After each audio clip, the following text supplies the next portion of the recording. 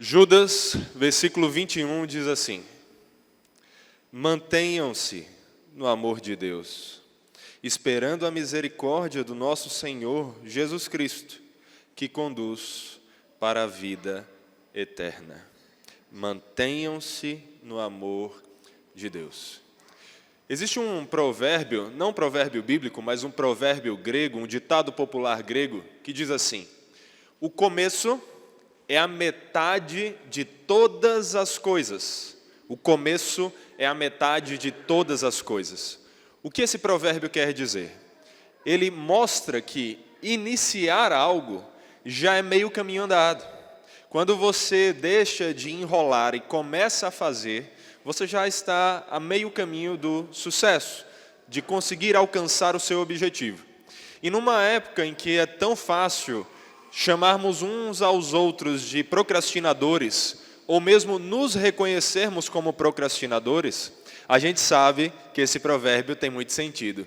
Às vezes a coisa mais difícil é simplesmente começar a fazer. É difícil começar a ler a Bíblia, começar a orar, começar a fazer exercício na academia, começar a ser alguém mais calmo no dia a dia. Começar muitas vezes é difícil. E é por isso que esse provérbio faz muito sentido, e é um provérbio que nós deveríamos realmente buscar, entender, internalizar e começarmos a praticar. Então, o começo já vai ajudar na metade do caminho. Mas se ele é metade do caminho, qual é a outra metade? A outra metade tem a ver com o que esse texto está dizendo. Tem a ver com permanecer, tem a ver com se manter. Não adianta também nós começarmos e avançarmos até metade do caminho, se nós vamos dar meia volta e vamos desistir da jornada, ao invés de seguirmos até onde devemos chegar. Não adianta dizermos que começamos a amar a Deus. Não adianta dizermos que o primeiro amor era tão bonito, no início eu era dedicado ao Senhor, mas hoje algo está errado aí. Porque não adianta a gente simplesmente começar um relacionamento com Deus. Manter esse relacionamento é o que realmente faz a diferença. Então o começo é metade do caminho. O começo já nos faz estar ali, lado a lado com o nosso Senhor. Mas Ele mesmo nos chama a perseverar, enquanto Ele nos preserva. E é por isso que o que nós vamos ver aqui nesse texto de hoje de Judas é que nós devemos nos manter no amor de Deus. Nos mantermos no amor de Deus é um chamado que Judas vai fazer aqui, diante de tudo que ele aborda na epístola. Nós vimos que Judas fala de ímpios que se infiltraram ali entre aqueles cristãos e estavam tentando fazer com que eles se desviassem do caminho, que eles transformassem a graça de Deus em libertinagem, como eles estavam fazendo, que eles vivessem em pecado dizendo, eu sou salvo pela graça. Mas nós vimos ao longo dessa epístola que Judas mostrava que isso é um erro. Judas entende, a palavra inspirada pelo Espírito diz que isso é um erro. Não é isso que a palavra nos ensina. A palavra diz que somos sim salvos pela graça, mas uma graça que transforma, uma graça que nos conduz a viver em santidade.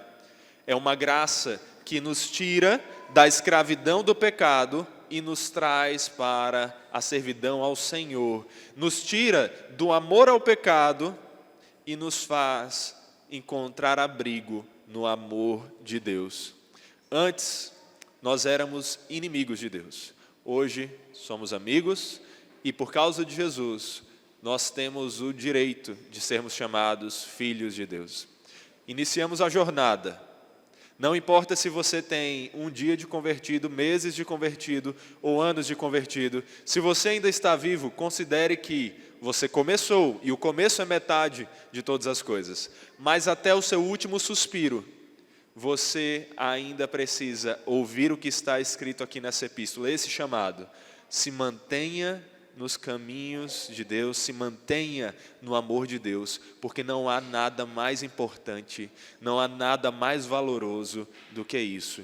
É em Deus que nós encontramos o amor que dá razão à nossa vida, que nos abraça na figura de um Pai amoroso. e que nos conduz a perseverar enquanto Ele nos preserva. Por isso, meus irmãos, que essa epístola nos ensina que nós temos que nos manter no amor de Deus. Agora, como nós devemos nos manter no amor de Deus? Porque isso parece uma frase meio abstrata. Nos manter no amor de Deus? O que é isso? O que é esse amor?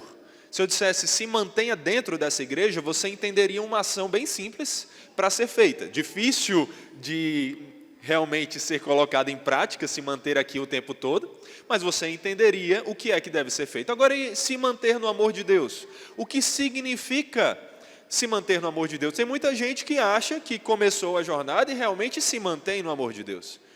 Esses homens ímpios que estavam ali no meio desses cristãos achavam que haviam começado verdadeiramente a jornada e que estavam se mantendo no amor de Deus. Mas Judas mostra que eles não estavam. Então, como nós podemos nos manter no amor de Deus? Judas vai nos dar aqui lições rápidas, curtas, mas ainda assim 7 lições. 7 lições de como devemos nos manter no amor de Deus. E nós vamos ver cada uma delas de forma breve. A primeira delas, nós encontramos aí nos versículos 17 a 19.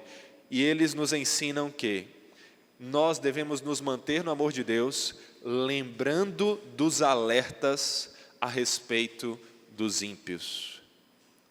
Nós não podemos nos esquecer dos alertas a respeito dos ímpios, dos alertas a respeito da condenação que viria sobre os ímpios. Olha o que é que o verso 17 diz.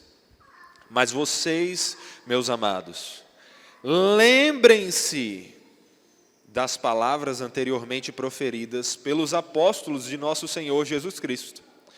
Eles diziam a vocês, nos últimos tempos haverá zombadores andando segundo suas ímpias paixões. São estes os que promovem divisões, seguem os seus próprios instintos e não têm o Espírito. E não têm o Espírito. Essa descrição aqui faz parte do conjunto de descrições que Judas dá a respeito de quem é o ímpio. Nós vimos semana passada que o ímpio é alguém enganoso como uma rocha submersa que afunda embarcações, enganoso como uma nuvem grande, cheia, mas que não derrama as suas águas, enganoso como várias outras coisas. Nós vimos que um ímpio é aquele que segue caminhos de outros ímpios, caminhos de condenação. Nós vimos que os ímpios são aqueles cuja a condenação já está determinada.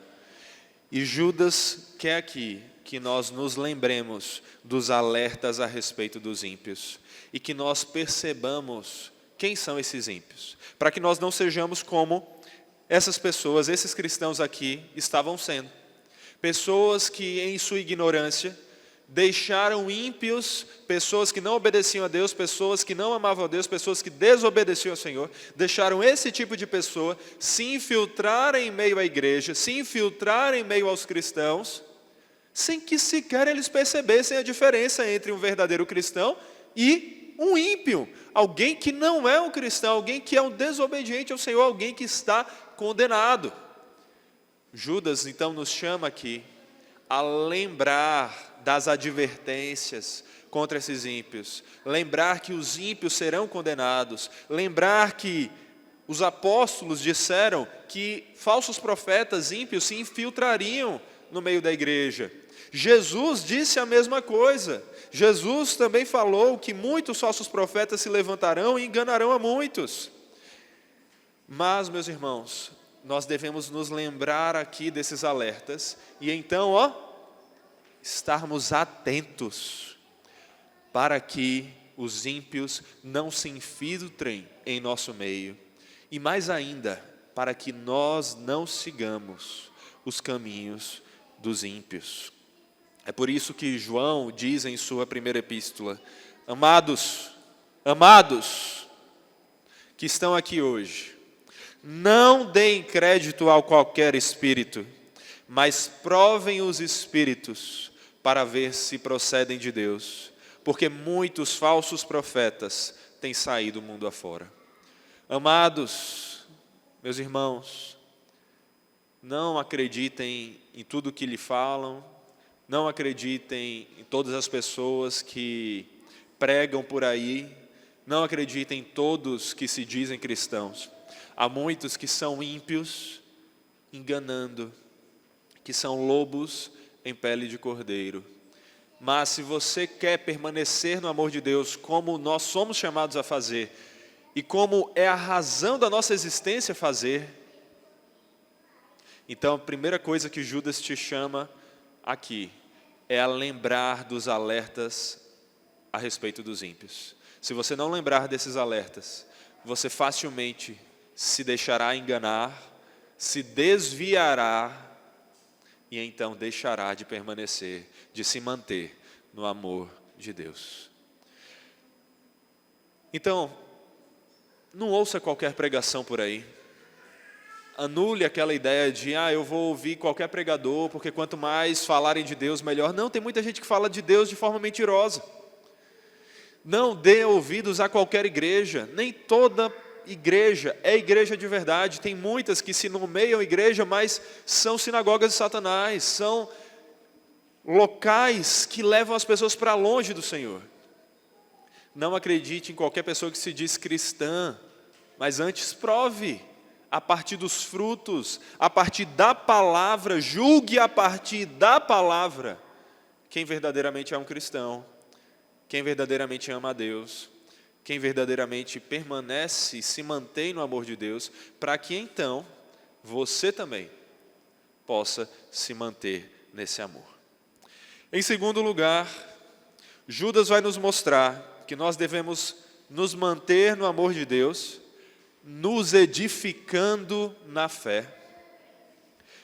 Para que nós nos mantenhamos no amor de Deus, é necessário que a nossa fé esteja edificada. A ideia aqui de edificar é de construir um edifício sólido, um bom fundamento que vai manter a nossa fé firme e forte, para que nós não nos deixemos desviar. Colossenses 2, versículos 6 e 7 fala algo semelhante. Assim como vocês receberam Cristo Jesus o Senhor, continuem a viver nele, enraizados e edificados nele, firmados na fé, como foram ensinados, transbordando em gratidão. A ideia aqui é que nós somos chamados a conhecer essa fé que nós professamos, conhecer de verdade aquilo que nós dizemos que acreditamos, e então não apenas conhecermos como uma teoria, mas conhecermos como uma verdade na qual estamos fundamentados e da qual não nos deixaremos desviar. Devemos conhecer, meus irmãos, essa palavra que é a base e o fundamento da nossa fé, que é a nossa regra de fé e prática, que diz tudo o que nós precisamos crer e fazer para vivermos para a glória de Deus, para que nos mantenhamos no amor de Deus, nesse doce amor, nesse amor mais precioso do que tudo. Nós precisamos conhecer a fé sem a qual é impossível agradar a Deus. A fé que nos aponta e nos mostra quem é esse Deus, que nos mostra o que Ele quer de nós, que nos mostra quem nós somos, quem nós éramos, quem nós passamos a ser por graça imerecida. E então, conhecendo essa fé, conhecendo essa palavra, conhecendo esse evangelho, essas boas novas de salvação para pecadores que mereciam a condenação, como é o caso de todos nós aqui, nós então nos firmemos nela. Não nos deixemos desviar, não importam as palavras mentirosas e persuasivas de ímpios por aí. Pessoas que às vezes entram no meio da igreja com seus liberalismos, dizendo a Bíblia não é palavra de Deus, a Bíblia não é inerrante, a Bíblia não é confiável. Pessoas que dizem que a gente nem precisa crer nem na Bíblia, nem em Deus, nem em nada. Pessoas que questionam a fé ao ponto de se desviar dela, e se desviando dela, se desviam do amor de Deus. Mas aqui Judas nos mostra que, versículo 20, mas vocês, meus amados, edificando-se na fé santíssima que vocês têm. olha só, se firmando nessa fé, é que nós devemos nos manter no amor de Deus. Então, como é que você vai se manter no amor de Deus? Para se manter experimentando desse amor, amando o Senhor e desfrutando do amor dEle, conheça a palavra onde Ele se revelou. Saiba que a maior prova do amor do Senhor, Jesus Cristo. Conheça essa fé, essa mensagem. E essa mensagem que mostra que o que Ele começou ainda não foi consumado e que nós ainda experimentaremos desse amor em uma perfeição muito maior. Nós precisamos nos manter no amor de Deus, mas é impossível que nos mantenhamos no amor de Deus sem conhecermos a fé, a palavra que devemos crer, a palavra que nos torna dignos de ser chamados filhos de Deus. Então, como você se edifica na sua fé? Seja um leitor da Bíblia. Leia a Bíblia diariamente. Leia a Bíblia várias vezes na vida de ponta a ponta. Leia bons livros de teologia. Preste atenção nos sermões. Anote o que está sendo escrito. Anote quais são os pontos. Eu já falei aqui nesse sermão a ideia principal, os 2 primeiros pontos. Tudo muito didático aqui para você conseguir anotar e você conseguir refletir durante a semana. Converse com sua família sobre o que foi pregado. Não saia daqui esquecendo do sermão e check, já pregou, já participei do culto, agora vou viver minha vida. Não, que isso seja o início onde você se fundamenta nessa mensagem que motiva a gente a viver para a glória de Deus, nos mantendo próximos a Ele no amor dEle. Que você seja alguém que cresce no conhecimento da fé que você diz, e não somente alguém que diz, eu creio em Deus, mas eu não sei muito sobre Ele. Como é que você crê em quem você não sabe? O próprio Deus inspirou o apóstolo Paulo a dizer, como crerão naquilo de que nada ouviram? Eles precisam ouvir, nós precisamos ouvir, nós precisamos conhecer a palavra para crer nela. Então, que você seja alguém que mergulha nessa palavra, e busca aprender cada vez mais sobre ela. Ouça boas pregações, mas não ache que isso é tudo. Que você no dia a dia seja um estudante da palavra, alguém que ama a palavra, para que assim você se firme na fé, conhecendo essa palavra e então vendo como vale a pena ficar nela. Em terceiro lugar, meus irmãos, Judas vai nos mostrar que nós temos que nos manter no amor de Deus, orando no Espírito. A oração é fundamental, assim como a palavra é, como aquela velha e bem conhecida ilustração. O que é mais importante, a Bíblia ou a oração? O que é mais importante, a asa esquerda ou direita do avião? Sem uma das asas você não voa. Nós precisamos das duas, e para permanecermos, nos mantermos no amor de Deus, nós precisamos conhecer a palavra, conhecermos a nossa fé, para nos fundamentarmos nela, mas nós precisamos também ser homens e mulheres de oração. Homens e mulheres que buscam ao Senhor em oração, que apresentam suas súplicas, que apresentam seus pedidos, que agradecem e louvam a Deus por tudo que Ele tem feito, orando, falando com Ele, sabendo que a oração é um privilégio e ao mesmo tempo é um dever. É o privilégio de falar com o soberano Criador de todas as coisas, com o nosso Pai bondoso e celeste, aquele que nós não merecíamos ter um relacionamento, aquele que nós não merecíamos falar, mas que graciosamente nos deu acesso a Ele, a qualquer momento, a qualquer instante, a toda hora, sem cessar, pelo sacrifício de Cristo Jesus. Para que você pudesse orar, Jesus perdeu o acesso ao Pai, ali naquela cruz, e ali Ele disse, Deus meu, por que me desamparaste? Ali naquele momento, o Filho, que é um com o Pai, não pôde estar próximo do Pai, porque os nossos pecados, que fazem separação entre o homem e Deus, fizeram separação entre Ele e Deus naquele momento. Ali Ele recebeu a condenação pelos meus pecados e pelos seus, se você crê nele. E Ele experimentou a sua maior angústia. Não foram os cravos, não foram os espinhos, não foram as ofensas, a vergonha, a maior dor que Cristo sofreu foi a ira de Deus que deveria cair sobre mim e sobre você, sobre os nossos pecados, e o afastamento daquele que é o maior tesouro. A maior dor de Cristo foi não poder ter acesso ao Pai. E você tem acesso ao Pai a qualquer momento em oração, por causa do que Cristo fez. Por que você não valoriza? Nós temos que valorizar a oração. Nós temos que amar a oração. E se nós não formos homens e mulheres de oração, nós não nos manteremos no amor de Deus. Talvez comecemos a jornada, mas se nós não formos homens e mulheres de oração, que oram constantemente, que oram diariamente, que estão sempre falando com Deus, dificilmente nos manteremos no amor de Deus. Dificilmente continuaremos perseverando até o fim.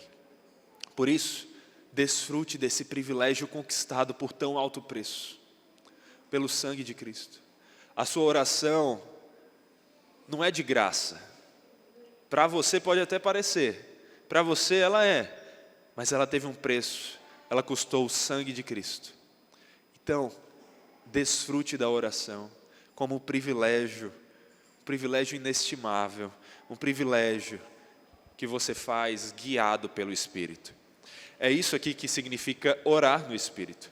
Orar no Espírito não significa orar em línguas estranhas. Nós já falamos, inclusive, que línguas estranhas, na verdade, são outros idiomas. Você pode orar, se quiser, em inglês, em espanhol, o que você quiser.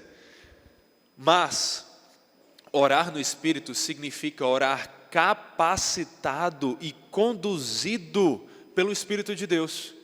Orar no Espírito significa uma oração de verdade. Porque o que Judas está fazendo aqui é um contraste entre o verdadeiro cristão, que se mantém no amor de Deus e que, portanto, ora no Espírito, e aquele que é um ímpio, que ele vai dizer, nem sequer tem o Espírito. Então ele está nos mostrando aqui o que Paulo vai dizer em 1 Coríntios 2,14. O homem natural não aceita as coisas de Deus, porque lhe parecem loucura. Como é que nós podemos nos aproximar de Deus e orarmos e falarmos com Ele? Somente se o Espírito nos conduzir e capacitar. Então, você não somente tem acesso à oração, você tem toda a capacitação para orar, porque é o Espírito que te conduz, é o Espírito que te capacita. E se você estiver edificado nessa fé, conhecendo essa palavra, você saberá como orar e pelo que orar. E você experimentará do amor de Deus por meio da oração, sabendo que ali Ele te ouve, sabendo que ali Ele está com você de maneira ainda mais especial. Porque sim, Deus está conosco a todo momento, Ele é onipresente. Mas quando oramos, a presença dEle se faz ali diante de nós de uma forma ainda mais especial e direta. Ali nós realmente conversamos com o Senhor, Ele nos ouve. Ele nos ouve. Então desfrute da oração. Nós aprendemos que o Espírito é fundamental para isso. Por isso que Paulo vai dizer em Romanos 8, da mesma maneira, também o Espírito nos ajuda em nossa fraqueza, porque nós não sabemos orar como convém, mas o próprio Espírito intercede por nós com gemidos inexprimíveis. E aquele que sonda os corações sabe qual é a mente do Espírito, porque intercede pelos santos de acordo com a vontade de Deus. O Espírito é quem nos conduz. Nós devemos orar e apresentar as nossas orações ao Senhor como um privilégio, como também um dever, mas sabendo que até mesmo quando nós pararmos ali para orar e não soubermos o que falar, o Espírito intercede por nós e Ele pede ao Pai por tudo aquilo que nós precisamos. E Ele transforma as nossas orações balbuciadas como de crianças em orações que o Pai ouve e nos dá o melhor em resposta.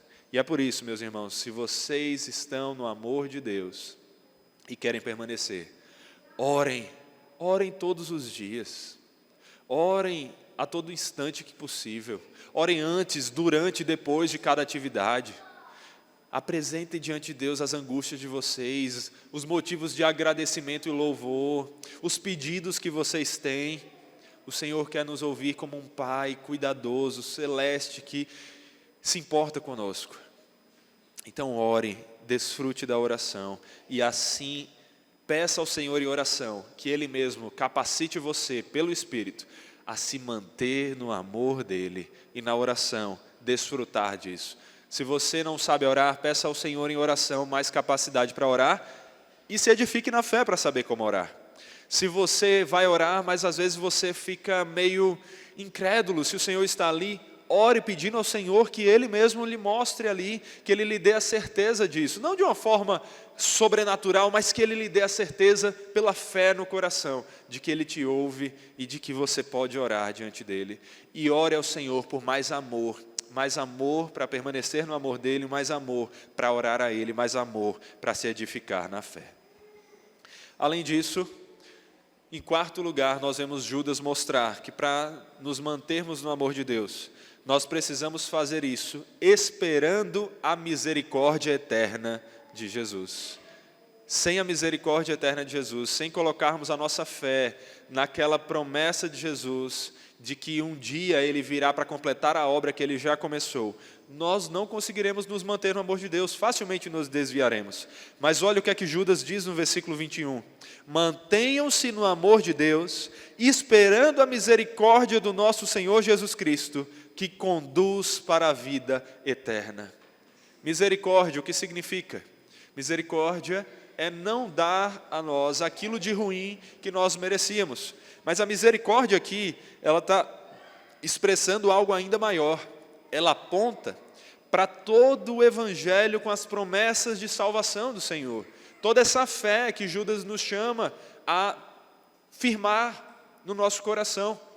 Aqui, esperando a misericórdia do nosso Senhor Jesus Cristo, significa esperar que as promessas dele de que nós já somos salvos, de que nós já fomos salvos, serão cumpridas ao ponto de que no dia do julgamento, ao invés de recebermos justiça e condenação, como os ímpios receberão, nós receberemos misericórdia.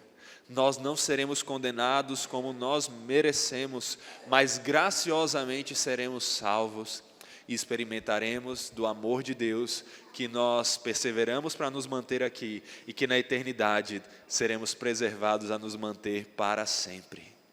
Então, se você quer permanecer, se manter no amor de Deus, não tire de vista dos seus olhos da fé as promessas de Deus, de que a salvação não apenas começou, ela está em andamento e ela será terminada, ela será consumada, e todas as doces promessas do Senhor, as promessas de que as dores que você sente, que você talvez esteja sentindo agora, as angústias, as tristezas, as lágrimas, os sofrimentos, tudo isso um dia terá um fim. Tudo isso um dia terá um fim. E você desfrutará de alegria, alegria eterna, de um prazer inigualável com o Senhor Jesus, aquele que nos dá a vida eterna, que nos mantém guardados para a vida eterna e que passará toda a vida eterna conosco. Se você quer se manter no amor de Deus, não esqueça das promessas dele, permaneça esperando na misericórdia eterna de Jesus, na misericórdia de Jesus, nas promessas de Jesus que garantem vida eterna, e que isso seja o suficiente para afirmar você, para dar forças para você permanecer nos caminhos do Senhor quando as tentações vierem, para dar força para você permanecer nos caminhos do Senhor quando o sofrimento chegar, para dar força a você para permanecer no amor de Deus, mesmo quando você se sentir só, mesmo quando parece que está longe esse amor. Permaneça, busque, lembrando das promessas do Senhor, e então sim, você se manterá no amor daquele que um dia consumará o amor que já começou, para que você por toda uma eternidade experimente um amor inigualável, imensurável, maravilhoso. Por isso que Tito diz, porque a graça de Deus se manifestou, trazendo salvação a todos. Ela nos educa para que, renegadas a impiedade e as paixões mundanas, vivamos neste mundo de forma sensata, justa e piedosa, aguardando a bendita esperança e a manifestação da glória do nosso grande Deus e Salvador Jesus Cristo. A fé na qual devemos nos firmar e fundamentar, nos dá força para olharmos para essas promessas, aguardando o dia em que aquele que começou a boa obra de nós há de completá-la, o dia de Cristo Jesus. Meus irmãos, mas Além disso, Judas vai nos dar uma quinta forma de nos mantermos no amor de Deus. Ele vai falar nos versículos 22 a 23, que nós devemos nos manter no amor de Deus, sendo misericordiosos com o próximo. Olha o que está escrito no versículo 22 a 23. E tenham compaixão de alguns que estão em dúvida. Salvem outros, arrebatando-os do fogo. Quanto a outros, sejam também compassivos. Aqui na Nova Almeida Atualizada, a gente não consegue perceber tanto, mas a palavra compaixão e a palavra compassivos aqui são da mesma raiz da palavra misericórdia que nós encontramos no versículo 21. São da mesma raiz da palavra misericórdia, que deve ser aquilo que nós esperamos para nos manter em Jesus, nos manter no amor de Deus. Então o que Judas está dizendo aqui para a gente é: vocês devem se manter no amor de Deus. E para se manter no amor de Deus, vocês têm que esperar na misericórdia dEle e esperar pela misericórdia dEle. Mas vocês não podem achar que tem a misericórdia de Deus se vocês não são misericordiosos vocês também com o próximo. Se vocês não são misericordiosos com o próximo, por que vocês acham que receberam misericórdia de Deus? Aquele que recebeu misericórdia de Deus está tão cheio de misericórdia que tem muita misericórdia para oferecer. Ou seja, que assim como não vai receber do Senhor algo de ruim, o castigo que merecia, não vai dar ao próximo aquilo de ruim que ele merece, mesmo quando ele lhe ofende, mesmo quando ele comete uma ofensa contra você. Esperar na misericórdia de Deus significa esperar no perdão do Senhor. E ser misericordioso com o próximo significa saber perdoar o próximo e amar o próximo, apesar das suas ofensas. E nós só temos como receber a misericórdia e o perdão do Senhor se nós também temos misericórdia e perdão para oferecer. Não que a nossa misericórdia e perdão para o próximo nos faça então receber como mérito o perdão do Senhor. A ordem é o contrário. Mas se nós recebemos misericórdia e perdão do Senhor, nós teremos automaticamente, como demonstração de que recebemos, uma prova que é: nós também teremos misericórdia e perdão para oferecer. Nós teremos amor imerecido para dar. É por isso que nós vemos Judas falar de termos compaixão aqui, termos misericórdia aqui. O que Judas está dizendo é: sabe aqueles que estão em dúvida, que parecem estar se desviando, que estão sem saber para onde ir? Tenha misericórdia deles, tenha compaixão deles, busque arrebatá-los do fogo, ou seja, não os menospreze, não os dispense, mas que você tente ajudá-los a se desviar do caminho que está levando para o fogo, o caminho dos ímpios que leva à condenação, e que assim você os ajude a voltar aos caminhos de Deus, apontando para eles qual é esse caminho, sendo misericordiosos e com compaixão com essas pessoas. Então aqui, o que nós vemos é o que Jesus vai falar: bem-aventurados os misericordiosos. Por quê? Porque alcançarão misericórdia. Se nós recebemos misericórdia, nós temos misericórdia para dar. Se nós, para nos mantermos no amor de Deus, somos chamados a esperar nessa misericórdia que o Senhor nos promete, nós também somos chamados, para nos manter no amor de Deus, a oferecer misericórdia e amor ao próximo. É como João vai dizer em sua epístola: como nós vamos amar a Deus a quem não vemos, se não amamos o próximo a quem vemos? Como nós podemos abrir a boca para dizer: não, eu amo a Deus, mas com a nossa boca nós mostramos que odiamos o próximo, que nós não somos capazes de perdoar as pessoas? Nós somos chamados a perdoar, meus irmãos, e eu sei que isso é difícil, é mesmo, muitas vezes é. Mas, meus irmãos, nós recebemos uma misericórdia muito maior do que a que nós somos chamados a oferecer. A ofensa que nós fizemos ao Senhor foi muito maior do que qualquer ofensa que nós possamos receber. E se o Senhor, graciosamente, sem que merecêssemos, nos perdoou, nós somos chamados a, mesmo sem o outro merecer, também perdoar. também oferecer misericórdia. É por isso que em Lucas está escrito: sejam misericordiosos, como também é misericordioso o Pai de vocês. Se você tem alguém que lhe ofendeu, e você não sabe como perdoar essa pessoa, seja uma ofensa pequena ou uma grande, busque o Senhor, se mantenha firme no amor de Deus, se encha da palavra que mostra para você as promessas de perdão e misericórdia que você já recebeu e que você ainda vai receber de forma consumada.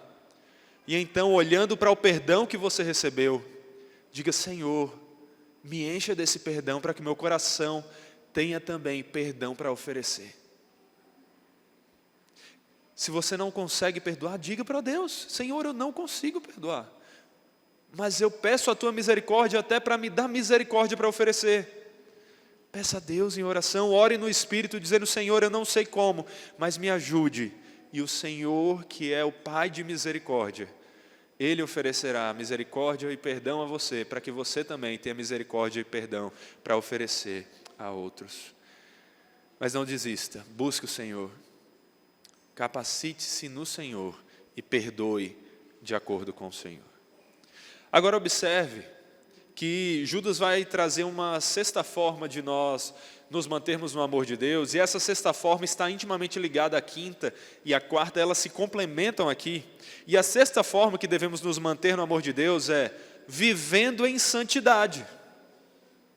Se nós não vivermos em santidade, nós não conseguiremos nos manter no amor de Deus, porque Deus é santo. Então, como nos aproximaremos dele sem santidade? A palavra diz que sem santidade ninguém pode se aproximar de Deus. E olha só o que é que o texto vai dizer. O texto vai dizer no versículo 22: e tenham compaixão de alguns que estão em dúvida, salvem outros arrebatando-os do fogo, quanto a outros sejam também compassivos, mas com temor, detestando até a roupa contaminada pela carne. Sabe o que é que Judas está querendo dizer aqui? É o seguinte: quando ele fala para nós termos compaixão de alguns que estão em dúvida, ele está dizendo para que nós ofereçamos misericórdia e amor e sirvamos e tentemos ajudar a permanecer firme na fé aqueles que estão sendo influenciados por ímpios e por falsos mestres, para que eles não se desviem e ao invés disso permaneçam no amor de Deus. Só que aí, quando Judas fala: olha, quanto aos outros, sejam também compassivos, mas com temor, detestando até a roupa contaminada pela carne, o que ele está fazendo o contraste aqui é entre aquele que está na dúvida por estar sendo influenciado por ímpios, e aquele que já é um ímpio, e que já tem crido e professado uma mensagem pecaminosa e contrária à palavra, uma mensagem de pecado. E ele está dizendo assim: olha, sejam misericordiosos com ambos. Mas para com aquele que está em dúvida, vocês vão oferecer um tipo de misericórdia. Para os que estão com certeza, só que no pecado, tentem também ajudá-los a reconhecer os seus erros e oferecer misericórdia, mas não se para isso vocês precisarem se contaminar. Não se para isso vocês precisarem tolerar os pecados deles. O que Judas está falando é que a misericórdia não pode tolerar o pecado. A misericórdia não pode abandonar a santidade. Então nós temos que oferecer misericórdia até mesmo para os falsos profetas, os piores tipos que tem. Mas se eles não aceitarem essa misericórdia, não se arrependerem de seus pecados e não voltarem aos caminhos corretos do Senhor, nós não devemos permanecer perto deles, tendo cuidado até mesmo com, olha aí, detestando até a roupa contaminada pela carne, até qualquer coisa deles, que venha deles, que esteja apontando para o pecado, se desviem disso. Qualquer coisa que aponta, que vai levar vocês para o pecado, se desviem. Não deixem que a misericórdia de vocês seja passar mão na cabeça de quem permanece no erro. Que a misericórdia de vocês seja manifestada em, com amor, apontar o erro e oferecer perdão para os que estão arrependidos.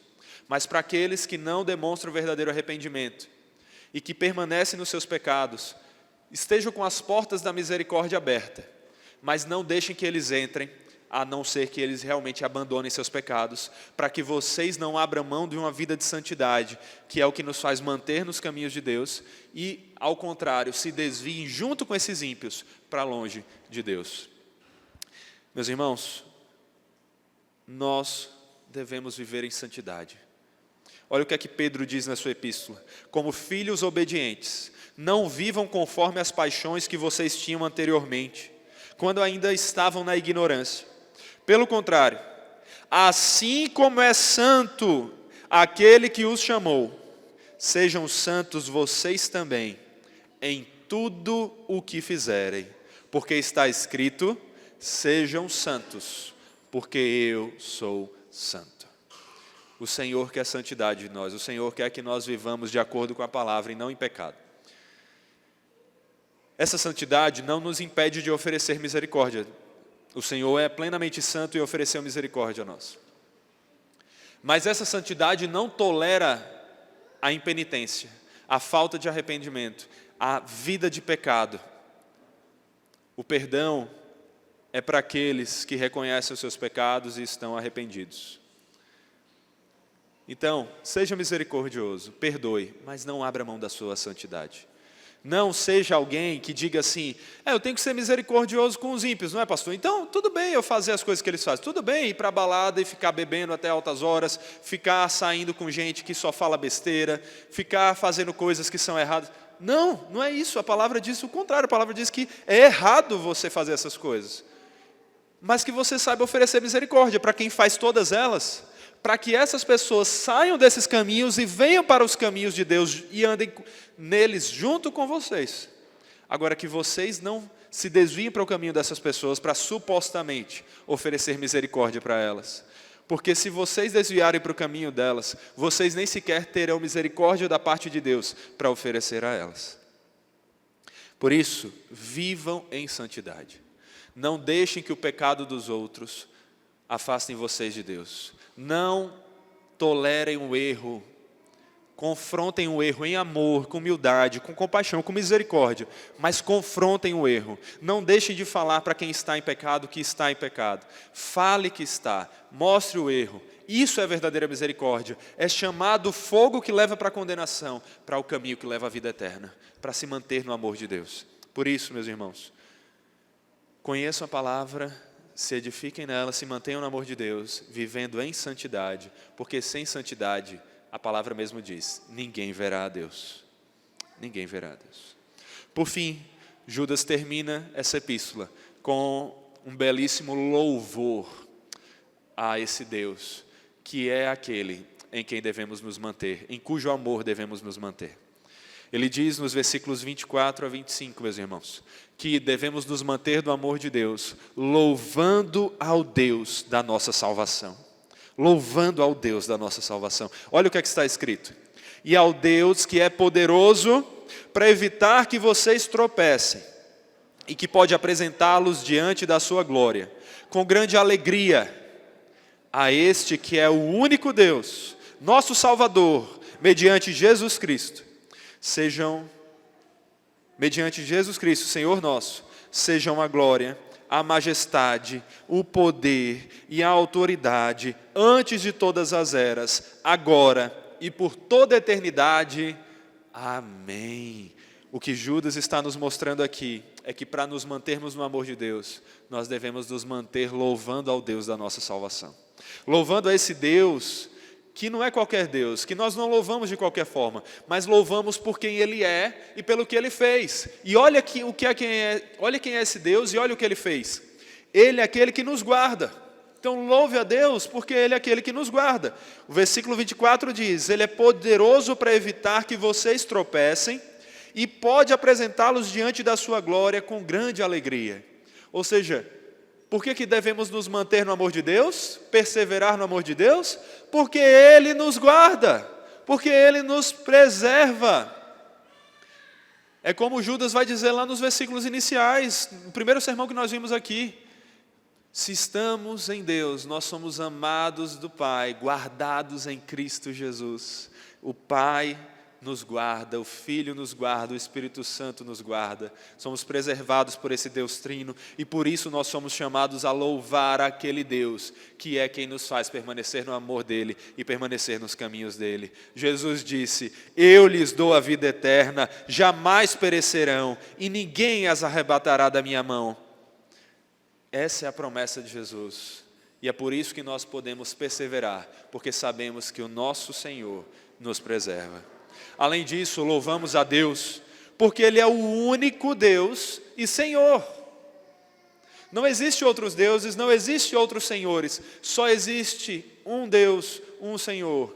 Esse único Deus em essência é o Deus revelado nas Escrituras. E é o Deus que é três pessoas, o Pai, o Filho e o Espírito Santo.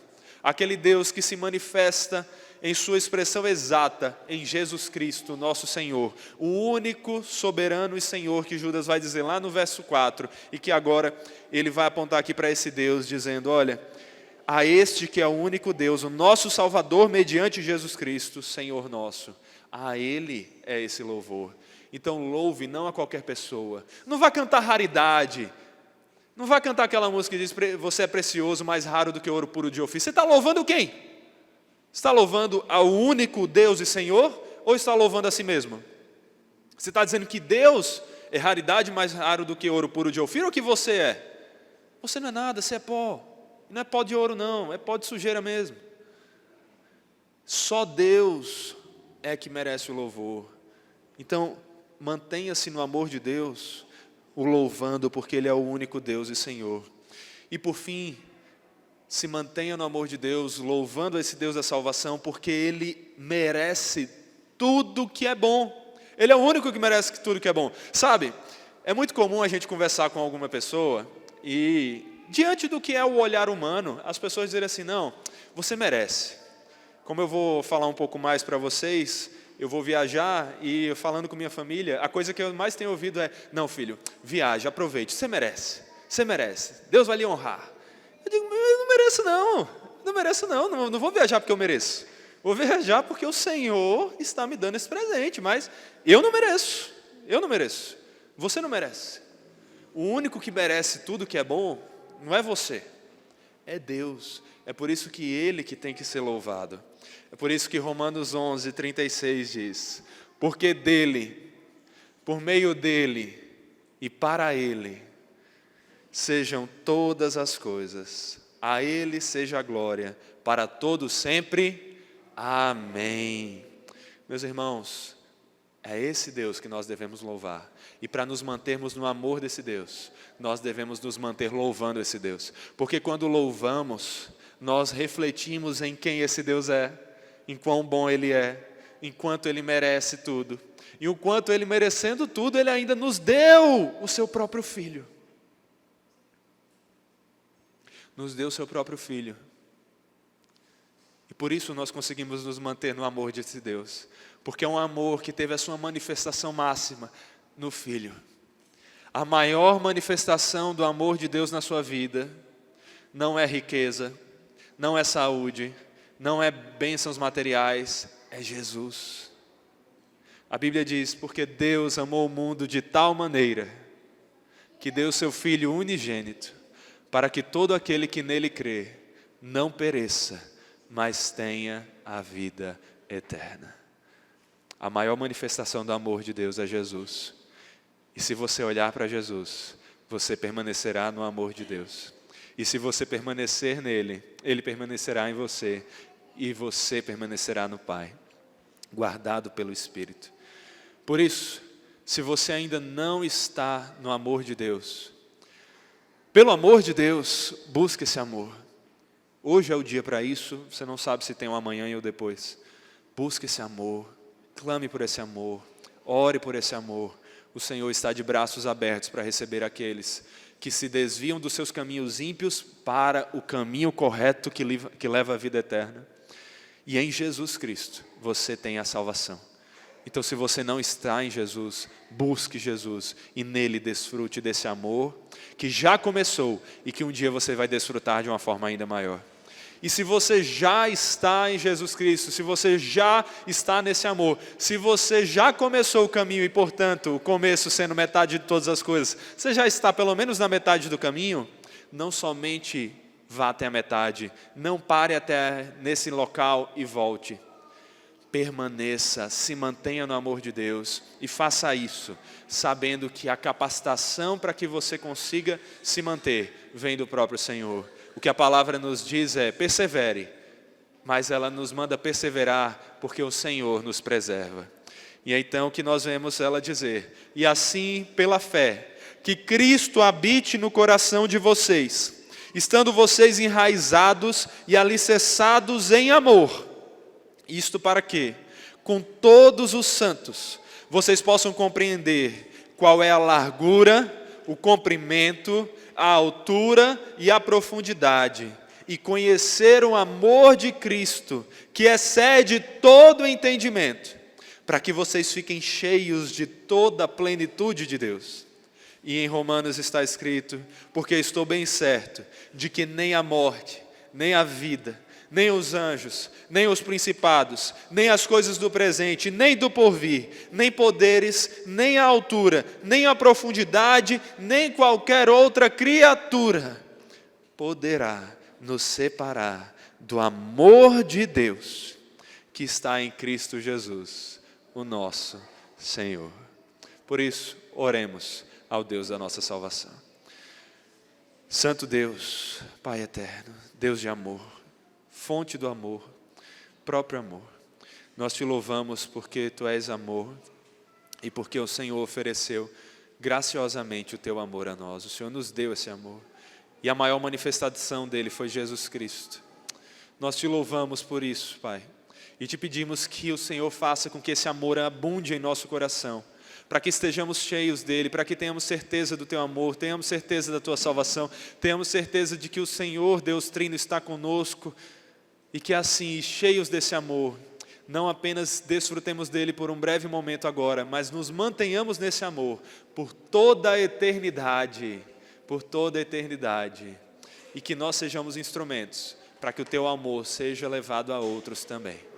Nos ajude a viver assim, nesse amor, amando e oferecendo amor. É o que nós te pedimos e agradecemos, pelo amor de Jesus. Amém. Amém.